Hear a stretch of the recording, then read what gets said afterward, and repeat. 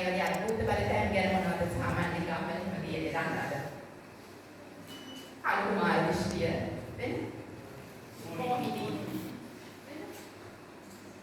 පොඩි වින ඉසියාවට කරපො නේද? අනවින පොඩි වින සරුණාය ආවේශ විනස් වහකට මහන සාමියාන උනේ මේ වෙනස්ලා ඉන්න හොඳට වැඩ කරපු ළමයා නේද? එහාගේ කට්ටිය ඉසියයි අපේ හැමදාම පස්සේ පස්සේ වුණා මේක නිසා තමයි මේ පොඩි වගේ කතා හරියට කියනවා නේද? ඊට අමතරව සම්මදාවට ආගමහා ප්‍රතිතු සම්මාන විද්‍යාවන් නිසා ඇත්තටම මානසික රෝගීන් ප්‍රතිකාර ගැනීම කල්යන්න පුළුවන්. දැන් උදාහරණයක් විදිහට ආගමකට ලැබෙන්නේ බොහොම හොඳයි මම මේක නතර කියලා දෙන්න නෙමෙයි.